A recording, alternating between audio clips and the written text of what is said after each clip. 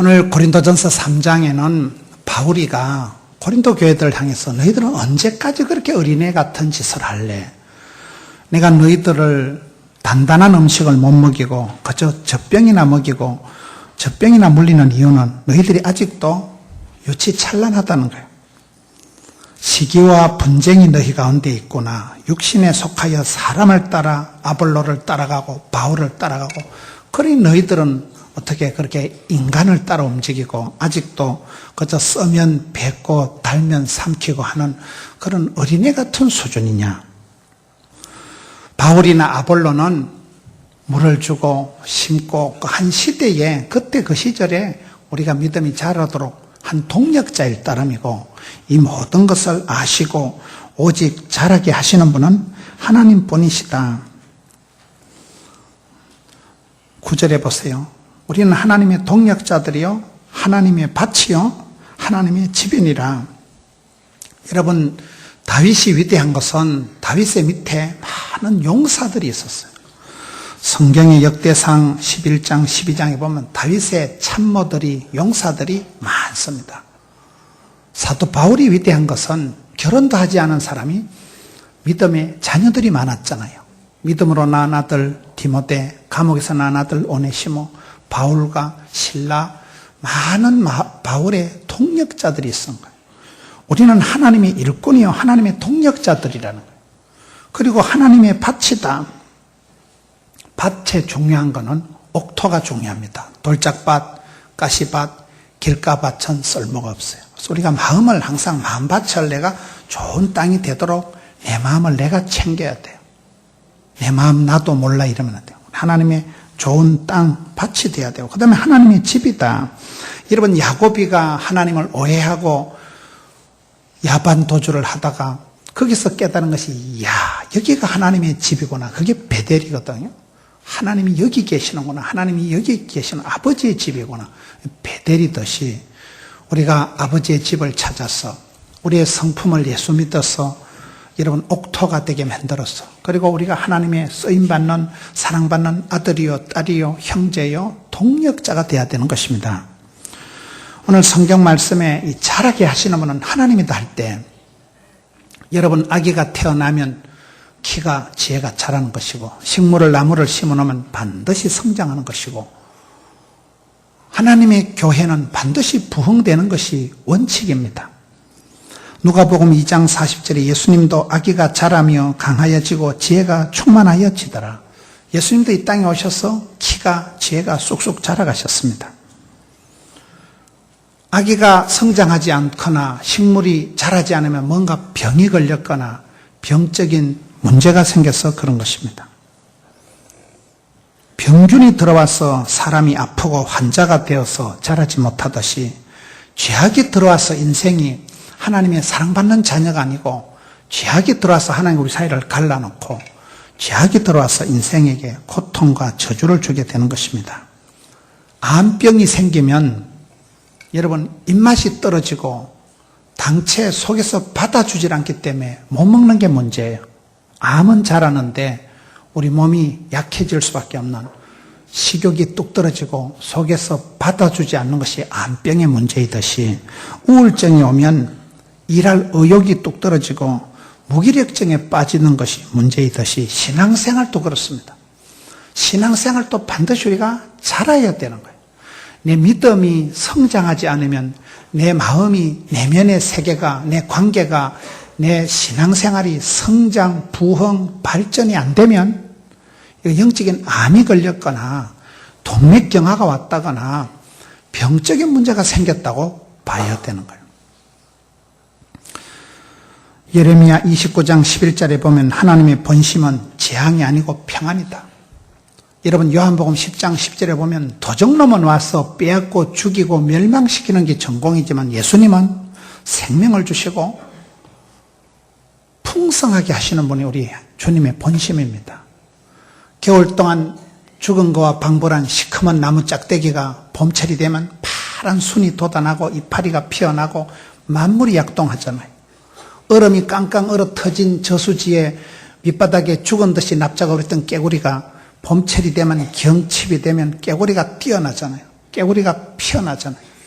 겨울 동안 죽은 거와 방불하게 겨울잠을 잤던 곰이 여러분 그 겨울잠을 동면을 깨고 봄이 되면 살아나잖아요. 신앙도 저는 그렇다고 보는 거예요. 우리의 신앙이 반드시 자라야 됩니다.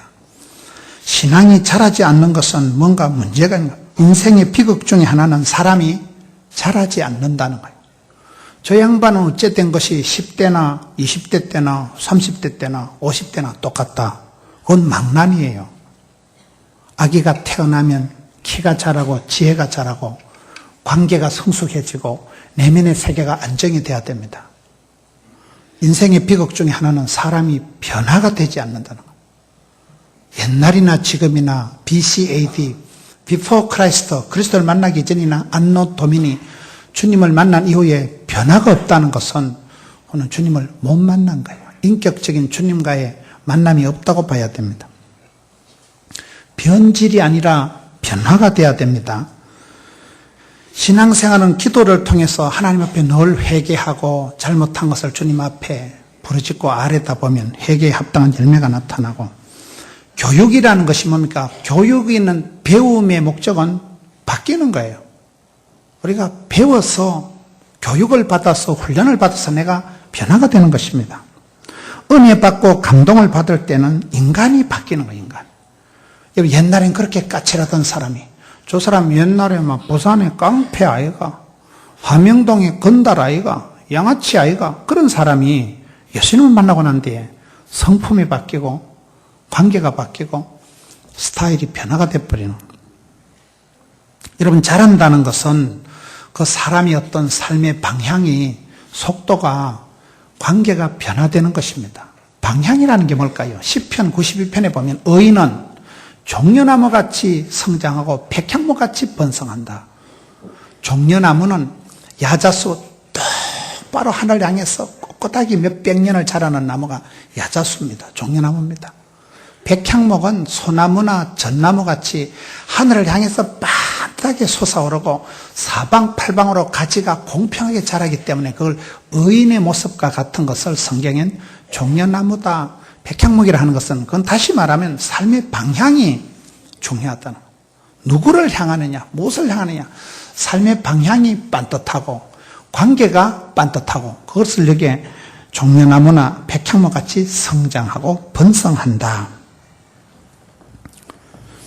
에베소서 3장 18절 19절에 가서 보면 그리스도의 사랑이 그 너비와 깊이와 높이와 이게 달라진다는 거예요. 여러분, 사람이 자랄 때는 그게 관계가 자라고 내면의 세계가 성숙한 사람은 통이 다르고 품이 다릅니다. 옛날엔 저 사람이 상당히 까칠하던데, 옛날엔 무슨 말을 해도 소화를 잘 못하고 저렇게 까칠하던 사람이 아주 통 큰 대인같이 되고 여유가 만만한 사람이 되는 것은 인격이, 높이가, 넓이가, 길이가, 깊이가 자라서 그런 거예요. 자라서.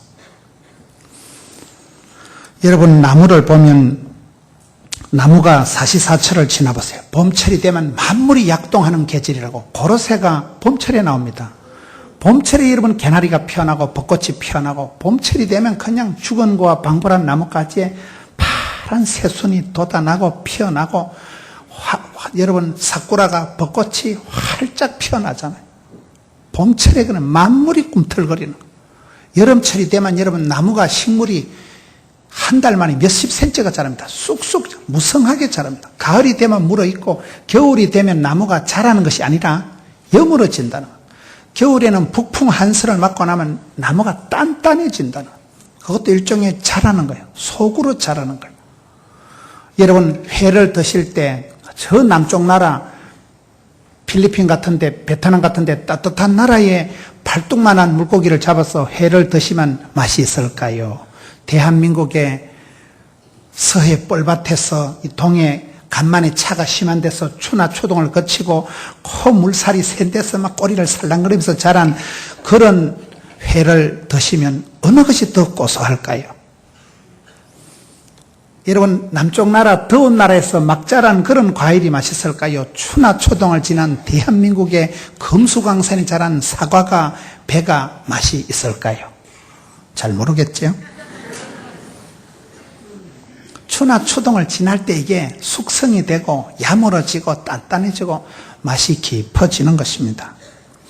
우리가 신앙생활도 그렇습니다. 신앙생활이 우리 몸에 하나님이 깔아놓으신 성장판이 있어요. 하나님 우리 속에 내재해 놓으신, 깔아놓으신, 장착해 놓으신, 세팅해 놓은 성장 DNA가 있습니다. 그것을 성경에서 찾아서 하나님 본심은 저주가 아니고 축복이다. 하나님 본심은 재앙이 아니고 평안이기 때문에 예수님은 우리 속에 있는 생명을 풍성케 하시는 분이기 때문에 그것을 찾아서 내 자신의 믿음을 일으키고 내 자신의 마음을 넓히고 내 자신의 사랑의 통을 키워나가는 게 그게 정상이지, 삐딱선을 타고 마음의 상처를 받고 그건 문제가 있는 거예요.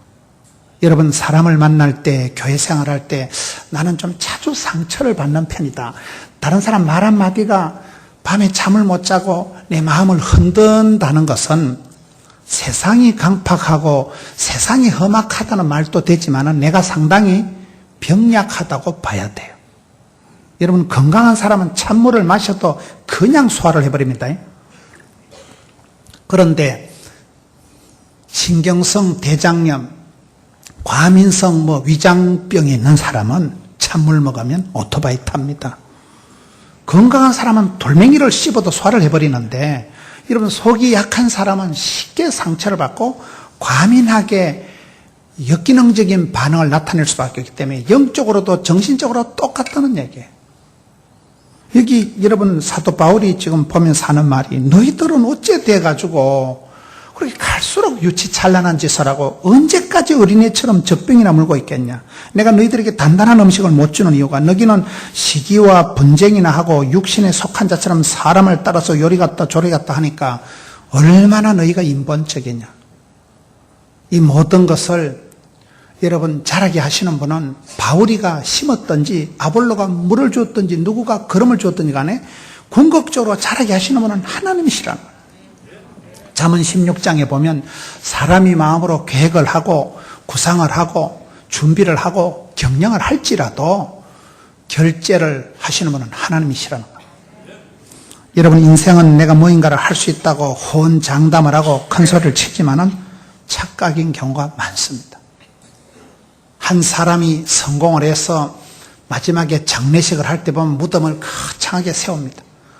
아주 상석을 세우고 무덤을 거창하게 세워놓지만은 여러분, 등산을 가시거나 보면 어떨 때는 보면 무덤이 주인이 없어서 빈 무덤에다가 무덤에 잡초가 등산하고 무덤 위에 막 나무가 자라가지고 그런 버려진 잊혀진 무덤은 왜 그랬을까요? 자손들이 망했던지 자손들이 대가 끊어졌던지 자손들이 없어서 그런 거예요. 열흘 붉은 꽃이 없습니다. 10년간은 권력이 없습니다. 꽃은 떨어지고 잎은 마르고 우리가 호언장담을 하지만 건강이든 소유든 다 그저 일장춘몽일 때가 많습니다. 오늘 일부 예배에 오신 손님이 있더라고요. 서울에서 오신 손님이 잠시 간증을 하는데 밑에서 인사를 하니까 목사님, 제가 500억을 벌어서 많은 사람들을 부자를 만들었는데 자기는 망했다는 거예요. 자기는 부도가 나고 쪽박이 찼다는 거예요. 여러분, 우리가 한 시대에 날아가는 새를 떨어뜨린들 어떤 여러분 소유를 가지고 있었던지 다 지나가는 거예요. 일장춘몽에 불과한, 메뚜기 한 철에 불과한 것입니다. 그래서 사람이 애쓰고 노력하는 것은 한계가 있고 이 모든 것을 되게 하시는, 잘하게 하시는 분은 하나님이시라는 거예요. 하나님이 결제가 없이는 아무것도 안 되기 때문에 하나님의 본심이 부흥과 성장과 자람이고 하나님께서는 우리에게 복 주시길 원하시기 때문에 우리의 믿음이, 사랑이, 신앙이 자라지 못한다는 것은 뭔가 내가 병적인 요소가 있다는 것을 생각해야 됩니다. 여러분, 성장이 안 되면 성숙이라도 해야 되고 내면의 세계도 우리가 반드시 자라야 됩니다. 우리가 기도의 자리로 깊이 날아가야 내가 나대는 것이 아니라 기도하는 순간 내가 일하는 게 아니고 하나님께서 역사하시는 것입니다. 기도는 내가 하는 것이 아니고 하나님의 보좌를 움직이기 때문에 하나님이 한 번만 움직이시면 사람이 100번, 1000번 움직이는 것보다 나은 것입니다. 우리가 부흥회를 왜 합니까? 여러분, 사람이 몸이 체온이 떨어지면 암이 저온에서 자라기 때문에 암병이 걸리기가 쉬워요. 감기가 걸리는 사람은 암이 안 걸린다 이런 말이 있는 것이 암은 저온에서 자라는데 우리가 감기가 걸려서 열이 펄펄 나버리면 암세포가 죽어버리는 거예요. 진짜 무서운 병은 소리 없는 침묵의 살인자라고, 진짜 심각한 병은 본인도 모르는 사이에 와버리잖아요. 내가 영적으로도 계속 이열, 치열, 은혜 위에 은혜를, 성령의 갑절의 능력을, 백배의 결실을, 천대가의 축복을 이 조시로 안 나가면 시험이 들어버리는 거예요.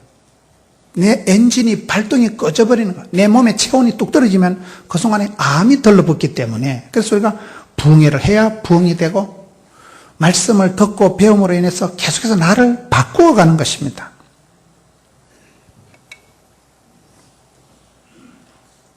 먼저 된 자가 나중되고 나중된 자가 먼저 된 일이 많은 세상에서 여러분, 우리의 신앙이 지금 자라간다고 봐야 돼요. 퇴보해야 된다고 봐야 돼요. 변화의 주역이 되는 거예요. 변질이 되고 있는 거예요. 내 자신을 늘 돌아봐야 됩니다. 인생의 비극 중에 하나는 사람이 변화가 안 되는 거라니까요. 저 양반은 어째 된 게 20대나 30대나 50대나 똑같으면 그게 심각한 문제입니다. 예수님을 만나면, 말씀을 들으면 반드시 사람이 변화가 되는데, 오늘 이 고린도전서 3장에 나오는 이 변화, 고린도 성도들은 그런 과정을 통해서 반드시 자라간다는 거예요. 어린아이 시절을 졸업을 하고 사춘기를 지나서 작년이 성숙한 이제 어른이 되어가는 그런 과정의 믿음의 성숙 과정을 지금 얘기하는 것입니다. 여러분, 독버섯은 비가 오면 6시간만 하면 다 자란다.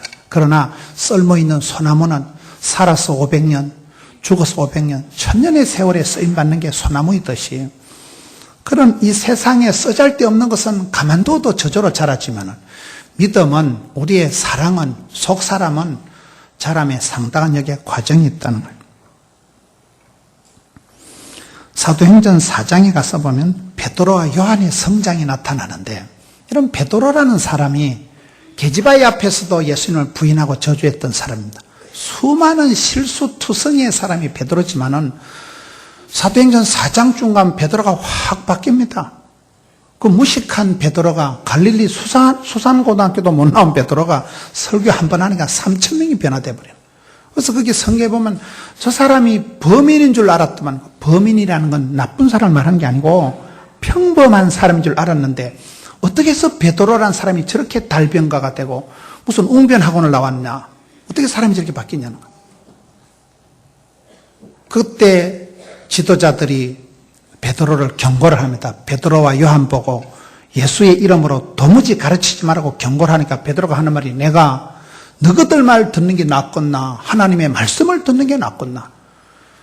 계지바의 앞에서 예수님을 부인하던 베드로가 아니고 여기서는 담대한 베드로, 예수님의 수제자 베드로, 변화된 베드로가 나타나서 사도행전의 초대교회 지도자로서 너무나 당당한 모습으로 나타나는 것입니다. 그게 요한은 우레의 아들이었지만은, 그렇게 참 쓸모없는 사람이었지만은 예수님을 만나고 난 뒤에 사랑받는 제자가 되어버리고 성경을 5권이나 기록하고, 마지막 예수님 십자가에 돌아가실 때 모친을 부탁할 만큼 그렇게 사랑받는 제자가, 인정받는 제자가 되었잖아요. 야고보서 1장에 가서 보면 성장통이 나옵니다. 성장통. 세상에 공짜는 없는 것이고, 여러분, 아기가 자랄 때도 반드시 성장통을 치르는 것이고, 학교를 가면 수업료를 내야 공부를 하듯이, 학원에 가서 돈을 내고 공부를 하듯이 인생의 믿음도 성장통이 있다는 거예요. 그게 야고보서 1장 2절에 형제들아, 여러 가지 시험을 만나거든 온전히 기쁘게 여기라. 형제들이라는 것은 믿음이 좋은 사람도 사고가 나고 병이 생기고 그런 거예요. 형제들도 여러 가지로 컬러풀하게 시리즈로 시험이 오거든 놀라지도 말고 두려워하지도 말고 온전히 기쁘게 여기라. 저는 성경을 보면서 역임의 축복이 3가지가 있는 걸 봤습니다. 역임의 축복이 3가지가, 첫째는 시험을 당할 때도 놀라지 말고 겁먹지 말고 자살하지 말고 온전히 기쁘게 여기라는 것은 시험을 통해서 우리가 고비를 지나가는 거예요. 중간고사를 치고 학기말고사를 치고 수능고사를 치고 사법고시를 치고 시험을 통해서 우리가 단계를 올라가는 것입니다. 아플 때 사람이 철이 드는 거예요. 바쁠 때 진도가 더 나가는 거예요. 힘들 때 힘줄이 발달되는 거예요. 세상에 공짜가 없습니다. 시험을 감당하면 다음 단계로 믿음이 숙성이 되기 때문에 병가지 상사가 되고 고난을 통해서 사람이 믿음이 자라기 때문에 시험 당할 때 놀라지 말고 기죽지 말고 그 시험을 감당하면 되는 거예요. 두 번째, 고린도전서 4장 1절에 가서 사람은 마땅히 그리스도의 일꾼이요 하나님의 비밀을 맡은 자로 여길지어다. 여김의 축복 두 번째가 뭡니까? 사람은 자질이 있든 없든 외모가 내모가 되었든 안 되었든 하나님의 일꾼으로 하나님의 동력자로 만들어졌다는 거예요. 여러분 사람이 직분이 사람을 만든다는 말이 있습니다. 선한 직분을 사모하면 패션 테라피라고 양복을 신사복을 입으면 신사가 되듯이 몸빼 입고 나가면 여러분 사람이 거시기 하듯이 옷이 그 사람의 인격을 가둡니다. 남자가 신사복을 입고 다니면 신사 같지만 여러분 제가 예비군복 입고 나가보세요. 예비군 입으면 그때부터는 사람이 아니고 군발이라 그래요. 예비군 입으면 여자들 지나가면 휘파람 씩씩 불고 전봇대 뒤에 오줌 눌락하고 돌아앉아 짤짤이하고 군대 말로 그런 말이 있어요. 예비군복 입으면 사람이 이상해진다니까요. 여러분 원피스를 입고 버스를 탈 때 하고 몸빼 입고 버스 탈 때 앉아있는 폼이 같겠어요? 다르겠어요? 직분이 사람을 만들어간 직분이. 조직에 몸을 담그면 조직이 그 사람을 보호를 하는 거예요. 사람은 누구든지 내가 자질이 있든 없든 내가 준비가 되었다 안 되든 마땅히 하나님의 일꾼으로 여기라는 거예요. 그러면 여러분 집사가 되면 집을 사는 거예요.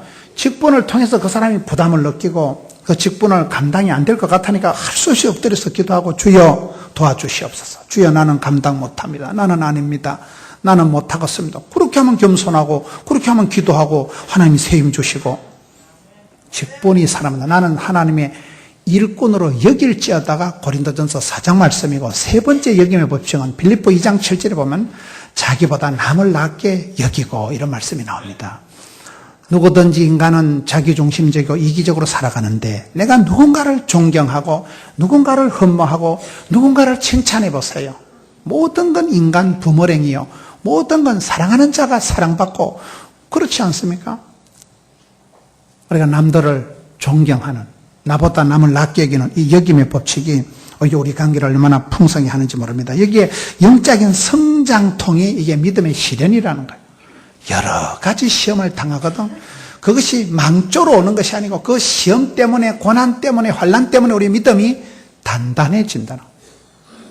하나님은 그냥 복을 안 주십니다. 반드시 시련을 통해서 고난을 통해서 테스트를 통해서 우리의 믿음을 달아보시고 그 다음에 그게 맞춤형 복을 주시기 때문에 고난이 없는 축복이 없고 고통이 없는 성숙이 없고 고독이 없는 하나님의 임재가 없는 것입니다. 데살로니가 전서 1장에 가서 보면 데살로니가 교회의 성장을 세 가지로 얘기를 합니다. 바울이 데살로니가 교인들을 볼 때 참 너희들이 세 가지 칭찬할 것이다. 첫째는 믿음이가 대단하다. 믿음이 역사한다. 둘째는 소망이 끝내준다. 소망이 인내한다. 셋째는 사랑의 수고가 많다. 믿음도 잘합니다. 큰 사역을 감당하는 분들은 가만히 보면 큰 믿음의 은사가 있어요.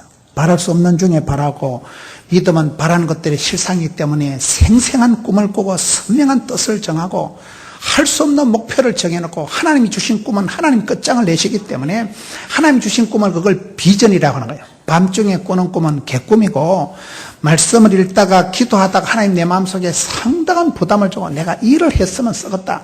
하나님 주신 스트레스, 하나님 주시는 부담감은 하나님이 책임을 지십니다. 하나님이 오다를 주실 때는 그것을 감당할 건강도 믿음도 물질도 만남도 같이 주시는 분이기 때문에 그래서 믿음이가 자라고 믿음이가 성숙하고 믿음이가 담대하고 믿음이가 큰 사람은 역사를 만들어가기 때문에 믿음이가 역사. 데살로니가 교인들이 데살로니가서 1장 3절에 믿음이 너무나 멋있었기 때문에 바울이 칭찬하는 것이고 소망이 있는 사람은 인내한다는 거예요. 왜 조급할까요? 왜 성급할까요? 왜 우리가 촐싹거릴까요? 마음에 소망이 없기 때문에 조급하지는 거예요. 소망이 있는 사람은 참고 기다리고 버티고 개기고 한다는 거예요. 소망이 인내한다.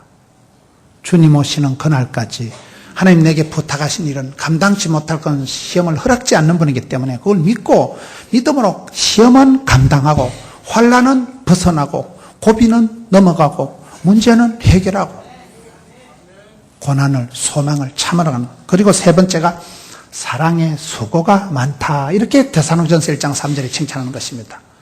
사랑도 높이가, 넓이가, 길이가, 깊이가 있습니다. 천박한 사랑, 가벼운 사랑, 그런 변질, 변태의 사랑도 있지만은 여러분 성경이 말하는 아버지 하나님의 사랑은 가히 없고 끝이 없고 중단이 없다고 그러죠. 사랑의 수고가 많다는 것은 참으로 사랑하면 사랑은 주는 것이고 사랑은 아가페이 희생하는 것이고 엄마가 자식을 위해서라면 여러분 피를 뽑아서라도 자녀 잘 되길 바라고 하나님 아버지의 사랑은 어떤 애비가 자식이 생선을 달는데 뱀을 주겠냐? 악할지라도 자식에게 좋은 것을 줄 줄 알거든 하물며 구하는 자에게 좋은 것을 성령을 주시지 않겠느냐. 그렇기 때문에 우리의 믿음, 소망, 사랑이 함께 자라가야 된다. 여러분 믿음이 어떻습니까? 사람을 의지하고 사람을 자랑하고 사람 때문에 상처받고 제발 고린도 교회 성도들처럼 그렇게 유치찬란하게 어린애 같은 짓을 하지 말아라. 언제까지 나는 베드로 편이고 나는 바울 편이고 나는 아볼로 편이고 사람 편을 따라 육신의 소욕을 따라 살아가고 시기와 분쟁의 그런 사람이 되지만 그거는 어린애들이나 하는 짓이지 믿음이 천박하고 저급한 유치한 사람들이 하는 짓이기 때문에 믿음을 키우라. 믿음을 키우고 사랑을 넓히고 내면의 세계가 우리의 내면의 속사람이 숙성이 돼야 된다는 거예요. 여기에 나오는 많은 사람들은 다 그저 한 시절 믿음을 도와주는 동력자일 따르면 여러분 우리가 살아가다 보면 많은 사람들을 만납니다. 유치원에 초등학교 때 사춘기 때 한창 청년회 때 우리 많은 지도자를 만나고 많은 사람들을 만나지만 그때 그 시절에 그 분량에 그 맞춤형 한철 도움이 되고 그 사람들은 그냥 아볼로는 아볼로고 바울은 바울이고 각각 주신 대로 주께서 주신 대로 우리를 믿게 한 사역자들이다. 하나님의 동력자일 뿐이라는 거예요. 그 사람들 수준에 머무르면 안 되고 각자 주를 바라보고 우리의 믿음이 얼마나 성숙하고 우리의 사랑이 얼마나 넓어지느냐. 여러분 자신의 사랑을 이렇게 한번 돌아보세요. 자기의 마음을 한번 돌아보세요. 처음에 말씀드린 대로 아기가 태어나면 자라는 것이고 식물은 심어놓으면 성장하는 것이고 하나님의 교회는 반드시 부흥의 때를 이루어야 되는데 나무가 안 자라던 아기가 성장판이 멈췄을 때는 뭐인가 병이든 징조다 이 말이에요. 그 병적인 요소를 제거해야 됩니다. 하나님의 본심은 성장이고 부흥인데 내가 자꾸 파괴적인 마음을 먹고 내가 자꾸 폐쇄적인 마음을 먹으면 안 됩니다. 전 이번에 2주간 남미를 갔다 오면서 제가 남미에 가서 깨달은 게 한 가지 있습니다. 어쩌다 보니까 아르헨티나, 브라질 땅끝에 이렇게 쭉 다니면서 집회를 하다 보니까요. 그 남미가 브라질 같은 나라는 참 축복의 땅이더라고요. 세계에서 쌀이 가장 많이 생산되고 세계에서 소고기를 가장 많이 생산하고 세계에서 콩을 가장 많이 생산하고 옥수수는 2등이라 하더라고요. 옥수수는 미국이 1등이고 얼마나 아마존에 물이 공기가 많고 여러분 아르헨티나 같은 데는 130년 전에 우리가 집세기 신고 다니던 시대에 지하철을 닦은 나라고 부에노스아이레스는 도시 이름이 맑은 공기란 뜻이더만 그야말로 산 좋고 물 좋은 축복의 땅이요. 얼마나 땅이 옥토고 얼마나 나무가 잘 자라고 그런 축복의 땅인데 지금은 저주의 땅이 돼버린 거예요. 세계적으로 경제가 가장 불안한 나라가 남미입니다. 인플레가 심하고 빈부격차가 너무나 심하고 차를 타고 가는데 가방을 이렇게 발밑에 놓았더라고요. 여러분 차를 타고 가는데 차가 신호대기에 서 있으면 돌멩이를 들어서 유리창을 깨버리고 가방을 들고 가버리는 거예요.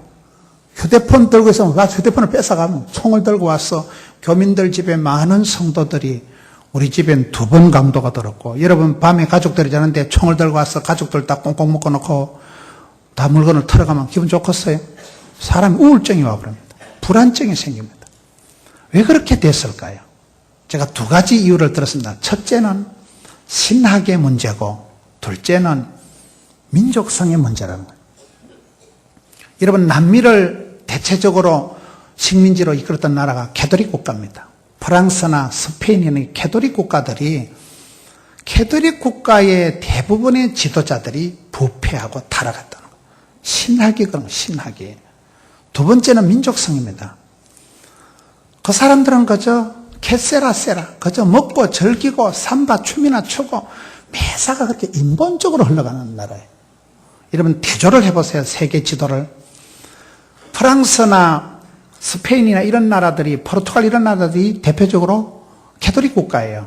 거기에서 여러분 캐톨릭에서 독립을 하고 프로테스탄트 성경으로 돌아가자. 백투 더 바이블. 오직 믿음으로 솔라 피데, 오직 은혜로 솔라 그라티아, 솔리 데오 글로리아를 외치면서 성경으로 돌아가자고 개혁운동을 한 나라가 독일입니다. 독일이 종교개혁을 일으키고, 여러분 독일이 이번에 박근혜 대통령이 갔다 왔지만은 독일의 메르켈 총리가 목사님 딸입니다. 독일은 여러분 교회에서 촛불 기도를 하는 것이 시작이 되어서 베를린 장벽이 무너지고, 독일은 여러분 마르틴 루터를 중심으로 해서 성경적인 그런 기초가 닦여진 나라입니다. 제가 독일에 한번 갔을 때 깜짝 놀란 것은 기차를 타든 뭐라든 표금사를 안 하더라고요. 당연히 정직하게 다 자기가 표를 끊어서 타는 줄로 믿는 거예요. 그러면 어쩌다 표금사를 해서 표를 안 끊은 사람이 나타나면 물어본다고요. 왜 선생님은 표를 안 끊느냐 물어보면, 내가 깜빡해서 실수로 못 끊었다면 그 말을 다 믿어주고 신뢰를 해주고 그 자리에서 그럼 죽은 표는 끊으라 한다는 거예요. 한국 같으면 어떤 놈이 표 끊고 다니겠어요, 그러면. 성경적인 나라이기 때문에 정직한 사회고 그걸 믿어준다는 거예요, 사람의 말을. 말귀를 잘 못 알아들으시는 모양인데. 그 마르틴 루터가 다녔던 고등학교에 딱 100년 뒤에 졸업한 아이가 바하입니다. 음악의 아버지 바하가. 여러분 독일이 2차 대전 때 패전국입니다. 나라가 잿더미가 된 나라가 독일인데, 독일에 가보면 발달된 문화 중에 하나가 땜방하는 거예요. 반파가 온파가 된 건물을 그대로 남아있는 걸 두고 옆에다 땜방을 해서 재건을 한 나라가 독일입니다. 지금 EU를 유럽 공동체로 먹여 살린 나라가 독일입니다. 독일이 라인 가는 기적을 일으킨 거는 독일에 히틀러 같은 또라이들도 있지만은 거기에 많은 마르틴 루터를 위시한 성경적으로 나라가 갖추어진 나라이기 때문에, 정직하고 근면한 나라이기 때문에 독일이 그렇게 2차 대전 패망 국가에서 뻘떡 일어난 거예요. 거기서 여러분 유럽에서 신앙의 자유를 찾아서 미국으로 건너간 사람들이, 퓨리탄 청교도들이 미국을 만들었잖아요. 이런 프로테스탄트 개신교 국가하고 포르투갈, 스페인, 프랑스를 중심으로 한 캐톨릭 국가하고가 현저히 차이가 납니다. 저는 이번에 남미에 가서 보고 이렇게 축복받은 땅덩어리가 이렇게 어려워졌구나. 빈부의 격차가 현격하기 때문에 가난한 사람들이 강도질 하는 것에 대해서 죄책감이 없는 거예요. 왜요? 지도자들이 타락하고 부패한 것은 첫째는 신학이 문제라니까요. 여러분들이 좋은 교회에 정통 신학을 하는 그런 교회에 다니는 것에 대한 행복감이 있는지 없는지 알란지 모르겠네. 저는 제가 목사가 된 것이, 제가 보수교단에서 성경적인 반듯한 신학을 받은 것이 얼마나 감사한지 몰라요. 제가 아무리 농담을 하고 제가 아무리 욕을 해도 우리는 결론은 백투 더 바이블, 성경으로 돌아가잖아요. 여러분 영국에 마가렛 대처 총리가 한 말이 있습니다. 생각을, 발상을, 착상을, 상상을 조심해라. 생각이 반드시 말이 되어 튀어나오고, 말이 행동이 되고, 행동이 습관이 되고, 습관이 성품을 만든다는 거예요.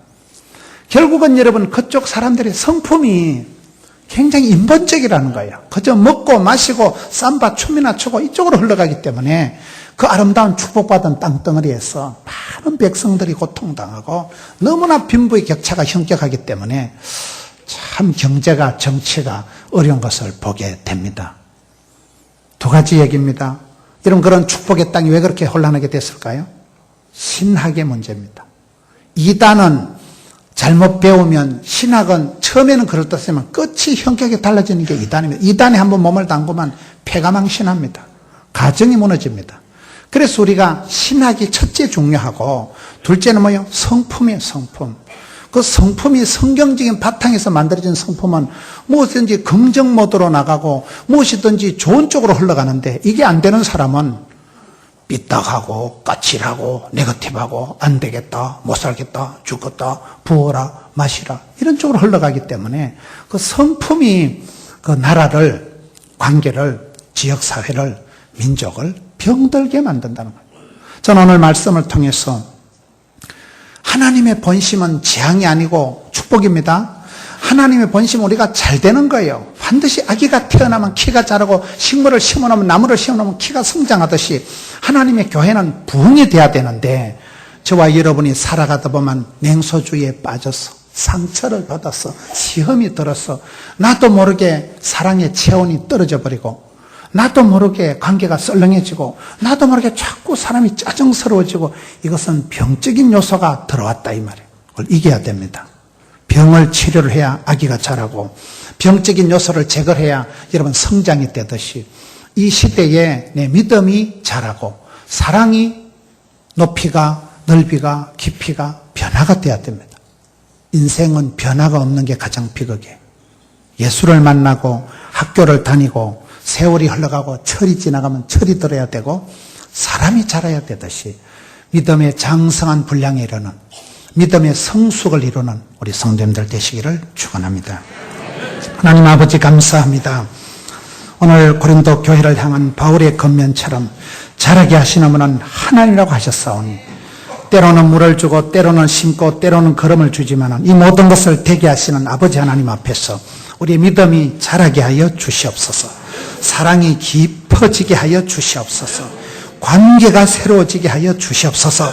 어디 가든지 쓰임받는 일꾼이여 어디 가든지 아름다운 향기를 바라며 좋은 사람 멋진 사람 되게 해 주시옵소서.